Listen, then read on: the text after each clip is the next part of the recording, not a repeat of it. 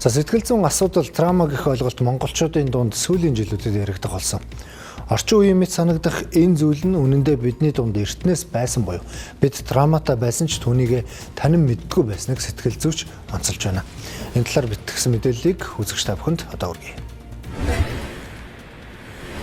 Траума буюу одоо нөгөө сэтгэлийн шарах гэдэг байгаа шүү дээ.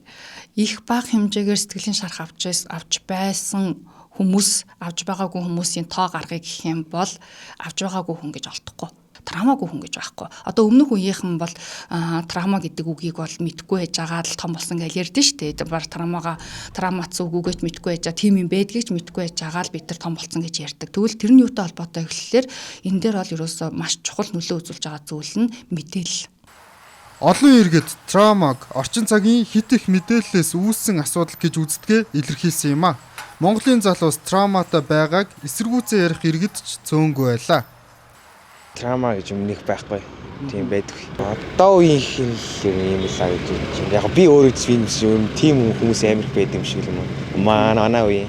Бусдаас өөрөө ингээ онцгой болохгүйс. Феномена ч юм уу тиймэрхүү гадаадын сэтгэл зүйн судалгаанаас болоод залуучууд мэддэг болоод бас өөрсдийнхөө сэтгэл зүйн асуудлыг мэддэг болсон болов уу гэж бодож явдаг да. Хит одоо шалчгансан гэх юм.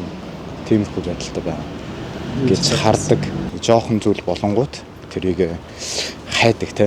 Энэ одоо юу юм гэтэнгүүт би ийм трауматай шууд өгнөлтөнд хүрдэг те. Тэгээ тэрнгаараа бодоо яваад байдаг. Сүүлийн үеийн сошиал нийгэм гарч ирснээс хойш жоохон сэтгэл зүйн траума үүсэх нь илүү болсон гэж би бодож байна. Тэрийг би ойлгодоггүй. Лавл манай ачцээ тийм юм байхгүй. Сэтгэлээр нь одоо төрсний дараа чинь одоо сэтгэл хямрал болно. Миний үе юм тийм юм байгаагүй шүү дээ. Уцаар ярих траума гэж хүмүүс яриад байгаа шүү дээ. Яг үндэ бол уцаар ярих траума гэж бол байхгүй. Тийм сэтгцийн эмгэгт нэр томьёоч бол байдаггүй.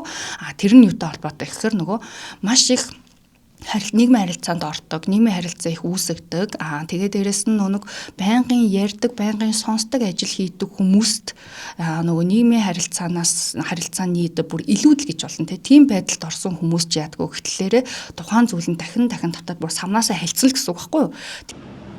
Утсаар ярихдаа дүгших асуудал нь утаснаас болж үүсдэггүй буюу стресс үүсгэгч хүчин зүйл нь өөр байдгийг сэтгэл зүйч онцолж байна. Та траума гэж тодорхойлсон стресс үүсгэгч хүчин зүйлээ хүлээн зөвшөөрч дадал болгохгүйгээр харин шалтгааныг нь тогтоож эмчлэх ёстойг анхаарууллаа.